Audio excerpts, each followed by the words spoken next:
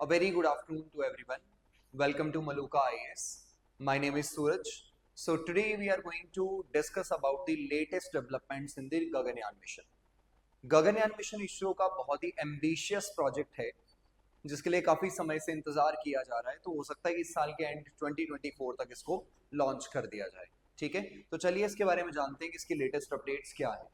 तो फर्स्ट जो है वो मलुका आईएएस की टेस्ट सीरीज है। ये टेस्ट सीरीज आपको अवेलेबल है जिसमें 64 टोटल टेस्ट है, 34 प्रीलिम्स के, 30 मेंस के हैं। ऑलमोस्ट एक्सेस होगा आपको 15,000 प्लस एमसीक्यूज का, काफी अच्छे हैं, जिसमें एक्सप्लेनेशंस भी आपको साथ साथ मिल जाएंगी।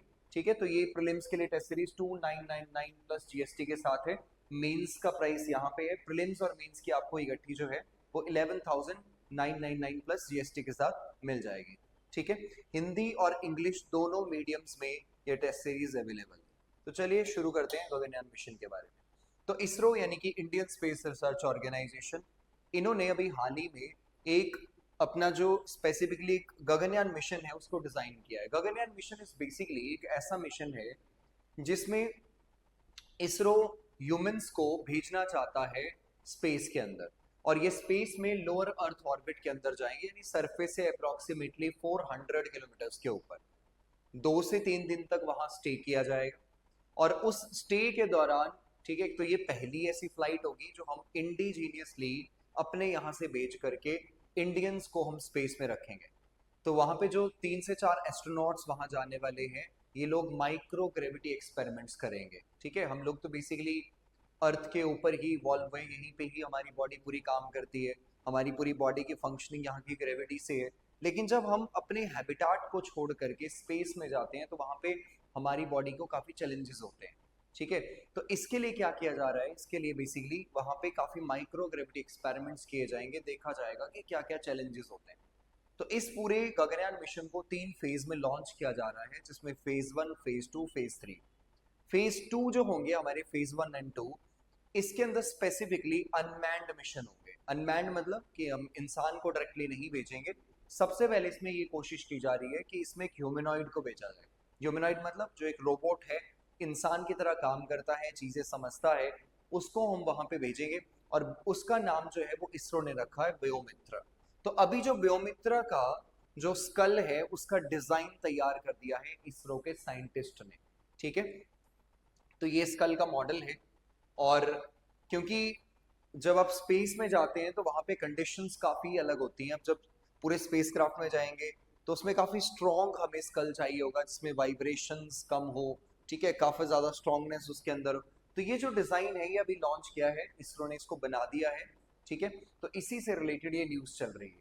राइट, अब इसमें क्या है कि जब हम स्कल को एक तरह से यूज करेंगे ह्यूमनॉइड को, तो स्पेस में हम देख सकते हैं कि सेफ्टी टेस्टिंग कर सकते हैं कि जब हम एक्चुअल में मैन मिशन भेजेंगे उसके पहले हम सारे सेफ्टी स्टैंडर्ड्स को चेक करना चाहते हैं कि कौन कौन से चैलेंजेस हो सकते हैं, कैसे उनको ओवरकम किया जा सकता है। राइट, तो इसको डिजाइन पूरी तरह से त्रिवंतरमपुरम यूनिट ने किया है। इसका वेट अगर देखा जाए 800 ग्राम्स का है और इसका साइज यहाँ पे बताया गया है। राइट, तो इसके बाद अगर देखें तो हाई स्ट्रेंथ एल्यूमिनियम, एल्यूमिनियम हल्का होता है, हाई स्ट्रेंथ का है, ताकत काफी अच्छी है इसके अंदर, जो कि प्रेशर और वाइब्रेशंस को एब्जॉर्ब कर सकता है बहुत इजीली। राइट, उसके बाद अगर देखा जाए तो ये पूरा डिजाइन अगर आप देखोगे तो ये GSLV Mark 3 है, जो भारत का सबसे हैवीएस्ट पेलोड ले जा सकता है, यानी कि गगनयान मिशन को इसी के थ्रू लॉन्च किया जाएगा, जियो सिंक्रोनस लॉन्च व्हीकल। काफी एम्बिशियस प्रोजेक्ट ये इंडिया का माना जाता है। अगर हम लोग इस मिशन को सक्सेसफुल तरीके से भेजते हैं, यानी कि 3 डे मैन मिशन को लोअर अर्थ ऑर्बिट में, that is the almost 400 kilometres की हाइट पे, तो आप ये मान करके चलिए कि भारत क्या करेगा, वो फोर्थ ऐसी कंट्री बन जाएगा जिसने ह्यूमंस को स्पेस में भेजा हुआ है। राइट, तो जैसे ऐसी कंट्रीज कौन कौन सी हैं, तो ऐसे में आपने सुना होगा यूएस है, दूसरा रशिया है, तीसरा जो है चाइना है। भारत ने ये भी कहा है कि आने वाले टाइम में हम लोग अपना जो है वो भारतीय स्पेस स्टेशन लॉन्च करेंगे। उसकी पहली जो फ्लाइट है वो 2027 में होगी, 2035 तक पूरा ऑपरेशनल भारतीय स्पेस स्टेशन होगा। एक स्पेस में एक लेबोरेटरी होगी जहाँ पे कई सारे एक्सपेरिमेंट्स किए जा सकते हैं, तो उसके अंदर भी हमें ह्यूमंस को भेजना है। तो उसके पहले मिशन गगनयान का सक्सेसफुल होना बहुत ज्यादा जरूरी है। राइट, तो इसके साथ गगनयान मिशन ये भारत का फर्स्ट मैन्ड फ्लाइट मिशन है जिसमें हम इसको भेज रहे हैं। तो इसमें इसको लॉन्च किया गया था अगस्त 15 2018 को। प्राइम मिनिस्टर नरेंद्र मोदी ने इसकी शुरुआत करवाई थी और इसको अभी 3 मेंबर्स को जो क्रू है इसको हम 7 डेज के लिए वैसे कहा गया है कि 7 दिन तक भेजेंगे, ठीक है। तो ये 2024 से 25 के बीच में इसको कवर किया जाएगा, राइट। और कौन सा लॉन्च व्हीकल यूज कर रहे हैं, this is the GSLV Mark 3। ये इसरो का सबसे लेटेस्ट और सबसे ये मान सकते हैं कि सबसे हैवीएस्ट यानी ज्यादा वेट उठाने वाला, ठीक है, स्पेस जो हमारे स्पेस के अंदर जो बेसिकली मशीनरी ले जाने के लिए ये रॉकेट है, ठीक है। तो इस रॉकेट्स में बूस्टर्स हैं, बाकी आपको ये पूरा बीच में एक सेंट्रल सिस्टम दिख रहा है। ऊपर ये जो है दिस इज द पेलोड, यहाँ पे इसका पेलोड होता है, राइट। इसको स्पेसिफिकली अगर आप देखो तो काफी चीपेस्ट मैन्ड मिशन ये इसको माना जा रहा है दुनिया का। ओनली 10,000 करोड़ रुपीस में हम कोशिश कर रहे हैं कि हम इसको अचीव कर सके। तो इनिशियल कॉस्ट इसका आया है 10,000 करोड़ पूरे गगनयान मिशन का। और इसमें जो टेक्नोलॉजी यूज की जा रही है वो टेक्नोलॉजी हमने इंडिजीनियसली डेवलप की है। और इसके साथ में जो हमारे एस्ट्रोनॉट्स हैं उनका सिलेक्शन हो चुका है। देयर आर 4 एयरफोर्स ऑफिसर्स, क्योंकि उनको पहले से पता होता है एयरफोर्स वालों को काफ़ी सारी टेक्निकल चीज़ें वो समझते हैं, फिजिक्स मैथ्स की, फिजिक्स की, ठीक है। इनकी ट्रेनिंग रशिया में की जा रही है, रोसकॉस्मोस जो वहाँ की स्पेस एजेंसी है उनके थ्रू, क्योंकि उनके पास पहले से ही एक्सपर्टाइज है स्पेस के मामले की, राइट। तो ऐसे में इसको भेजा जाएगा। और अभी जो ऑब्जेक्टिव्स हैं मेनली इसके, तो ऑब्जेक्टिव्स में अगर आप देखो तो एम्बिशियस प्रोजेक्ट है। और इसमें यही है कि हम लोग बेसिकली रिसर्च लैब्स स्पेस के अंदर स्टैब्लिश कर सके, हमारी इंडस्ट्रीज जो है वो ज़्यादा स्पेस के अंदर काम करना स्टार्ट करें, कि एक नया हम लोग वेंचर ओपन कर सके जिसमें नई जॉब अपॉर्चुनिटीज को क्रिएट किया जा सके, राइट। इसके साथ में जब ह्यूमन स्पेस फ्लाइट चलेगी तो इसके साथ में हम डेमोन्स्ट्रेट कर सकते हैं अपनी इंडिजीनियस टेक्नोलॉजी, कि हम लोग अपनी टेक्नोलॉजी बना करके ही अब हम लोग स्पेस में पहुंच रहे हैं। क्योंकि स्पेस टेक्नोलॉजी बेसिकली काफी क्रिटिकल और कॉम्प्रिहेंसिव टेक्नोलॉजीज होती हैं। तो ये टेक्नोलॉजीज अगर आप देखोगे तो इनको बनाना इतना आसान नहीं होता, लेकिन हम अगर डेवलप कर रहे हैं तो दुनिया उसका लोहा कहीं ना कहीं मानेगी। फेजेस में देखेंगे गगनयान मिशन में तो कई सारे फेज में इसको कोशिश की गई है इसको टेस्ट करने की, जिसमें आप देखते हैं कि इंटीग्रेटेड एयर ड्रॉप टेस्ट। तो एयर ड्रॉप टेस्ट के अंदर ये जो पूरा मॉड्यूल यहाँ पे आपको देखने को मिल रहा है इसको चिनूक हेलीकॉप्टर से ड्रॉप करके देखा गया था कि जब बेसिकली 400 किलोमीटर से डिसेंड करेगा, यानी जब एस्ट्रोनॉट्स ने वापस आना होगा तो वो कैसे वापस आएगा, वहां पे क्या चैलेंजेस हो सकते हैं, ठीक है। उससे पैराशूट ओपन होगा, पैराशूट उसके डिसेंट को स्लो करेगा एंड देन इजीली ये ओशन के ऊपर जाके लैंड कर सकता है। तो ये टेस्ट हुआ है। टेस्ट व्हीकल मिशन, जो इसमें टेस्ट व्हीकल मिशन है टीवी है, उसको भी टेस्ट किया गया है, उसको भी देखा गया है। साथ में pad abort test. Pad abort test का मतलब बेसिकली क्या है कि जिसमें कि आपका एक ऑर्बिटल मॉड्यूल है, ठीक है, ये बेसिकली जब अलग होगा आपका जा करके, तो उसमें से जब ये ऊपर सिस्टम जब अलग होंगे तो ये कैसे ऑपरेट करेंगे एक साथ उस पूरे स्पेस के अंदर, राइट। अनमैन्ड फ्लाइट्स ये पहले टेस्ट की जाएंगी। 2 अनमैन्ड फ्लाइट्स भेजेंगे जिसमें व्योमित्र जो ह्यूमनाइड है, ठीक है, जिसके स्कल के बारे में अभी मैंने आपको बताया, जिसको डेवलप किया गया है, तो उसको पहले टेस्ट करेंगे। तो उसमें पता चल जाएगा कि हाँ ठीक है, हमें ये प्रॉब्लम्स हैं, ये चेंज करने। अगर प्रॉब्लम नहीं आई, किसी तरह की कोई चैलेंजेस नहीं हुए, देन फिर मैन्ड मिशन होगा, यानी कि काफ़ी सेफ होगा, सभी सेफ्टी प्रिकॉशंस को ध्यान में रख करके इसको चलाया जा रहा है, राइट। बहुत सिंपल है। GSLV यहाँ से टेक ऑफ करेगा, श्रीहरिकोटा जो हमारा एक लॉन्च स्टेशन है वहाँ से लॉन्च करते हुए 16 मिनट्स में ये रीच कर जाएगा लोअर अर्थ ऑर्बिट में, यानी कि 400 किलोमीटर्स पे।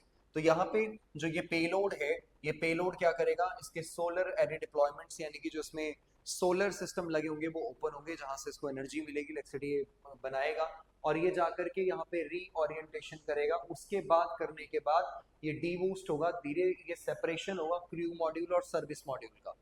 सर्विस मॉड्यूल मतलब जिसमें पूरे इंस्ट्रूमेंट्स वगैरह लगे होंगे जहाँ से इसको ऑपरेट कर सकते हैं, उसमें से क्रू मॉड्यूल अलग होगा। पैराशूट्स ओपन होंगे, पैराशूट्स ओपन होकर धीरे धीरे जब इसकी स्पीड कम होगी ये जाकर के सीधा अरेबियन सी की कोस्ट में, यानी गुजरात के पास यहाँ पे इसको क्या करेंगे, जब ये उतर जाएगा तो यहाँ पे हम इजीली जो है वो क्रू को यहाँ से बाहर निकाल सकते हैं, राइट। तो पूरा ये जो टेस्ट है या पूरी चीज है, इसमें हम अगर देखें तो हमारे पास यहाँ 16 मिनट्स के अंदर ही ये प्रॉपरली कहाँ पहुंच जाएगा, ये इजीली चला जाएगा स्पेस के अंदर, यानी कि लोअर अर्थ ऑर्बिट के अंदर। राइट, जहाँ पे इंटरनेशनल स्पेस स्टेशन भी है। तो ऐसे में इसका लॉन्च पहले 2022 रखा गया था, लेकिन कोरोना आने की वजह से चीज़ें थोड़ी सी लेट हुई है। तो अभी कोशिश है कि बाय द एंड ऑफ 2024 तक हम अनमैन्ड फ्लाइट्स को लॉन्च कर दें, राइट। सो कॉस्ट ऑलमोस्ट है 10,000 करोड़। सिग्निफिकेंस क्या है? तो देखो, साइंस एंड टेक्नोलॉजी के एरिया में एक तरह से ये बहुत ज़्यादा, एक तरह से आप ये मान के चलिए कि इसका इम्पैक्ट काफ़ी पड़ेगा। ये काफ़ी हद तक हमारे भारत में साइंस एंड टेक्नोलॉजी को बढ़ावा इससे मिलेगा, ठीक है। इंडिजीनियस टेक्नोलॉजी का डेमोन्स्ट्रेशन है, कई सारी लेबोरेटरीज इन्वॉल्वमेंट है, डिसिप्लिन, इंडस्ट्रियल डिपार्टमेंट्स हैं जिन्होंने इक्विपमेंट यहाँ पे प्रोवाइड किए होंगे, वो और बना सकते हैं। इंडस्ट्रियल ग्रोथ के लिए काफ़ी इंपॉर्टेंट हो सकता है। प्राइवेट सेक्टर पार्टिसिपेशन, अब देखिए हमने चांद के ऊपर यानी कि चंद्रयान हमने लॉन्च किया था, उसके बाद या उससे पहले भी आप देखोगे जब हम चांद के ऊपर लैंड कर गए, ठीक है, यानी कि स्पेसिफिकली 23 अगस्त 2023 को, ठीक है, जो प्रॉपरली सॉफ्ट लैंडिंग डेमोन्स्ट्रेशन हमने किया, उसके बाद और उसके पहले भी कई सारी प्राइवेट कंपनीज आपको मिलेंगी जो कोशिश कर रही हैं स्पेस सेक्टर में काम करने के लिए। जैसे अग्निकूल का नाम आपने सुना होगा, ठीक है। तो ऐसी कुछ कंपनीज हैं जो आगे बढ़ रही हैं। तो ये अच्छा है इंडस्ट्रियल ग्रोथ के लिए, और सोशल बेनिफिट्स के लिए हम इस टेक्नोलॉजी को यूज़ कर सकते हैं, ठीक है। इंटरनेशनल कोलैबोरेशन हमारा ज़्यादा इम्प्रूव होगा, क्योंकि अगर हम इस तरह के वर्ल्ड क्लास मिशंस करेंगे तो ऑब्वियसली इंटरनेशनल लेवल पे इंडिया की जो एक धाक है वो बनेगी, ठीक है, इमेज बनेगी। और इंटरनेशनल स्पेस स्टेशन अगर आप देखो, मल्टीपल कंट्रीज इसके अंदर इन्वॉल्व है, एक रीजनल इकोसिस्टम क्रिएट करने की बात है, तो हम लोग भी अपना यहाँ पे एक स्पेस स्टेशन क्रिएट कर सकते हैं। बाकी चैलेंजेस देखा जाए तो challenges associated with the Gaganyaan mission में, ठीक है, स्पेसिफिकली इंडिजिनस टेक्नोलॉजी, इस टेक्नोलॉजी को बनाना एक बड़ा चैलेंज था, ठीक है। इसको बनाया, धीरे धीरे बनाया, लेकिन अभी भी काफ़ी कॉम्प्लेक्स टेक्नोलॉजीज हैं जिनको अभी भी टेस्ट करना और ज़्यादा एडवांस लेवल तक ले जाना एक बड़ा चैलेंज हो सकता है, जिसके लिए पैसा भी अच्छा खासा रिसर्च एंड डेवलपमेंट में लगेगा। दूसरा, स्पेस ट्रांसपोर्टेशन व्हीकल्स। तो स्पेस ट्रांसपोर्टेशन व्हीकल्स के अंदर जब हम सामान भेजेंगे अपना, ठीक है, यानी कि हम लोग बेसिकली कोशिश ये कर रहे हैं कि जो हैवियर रॉकेट्स हैं हमें वो बनाने पड़ेंगे, जो ज़्यादा हैवी हो, जो ज़्यादा मटेरियल लेकर के जाए।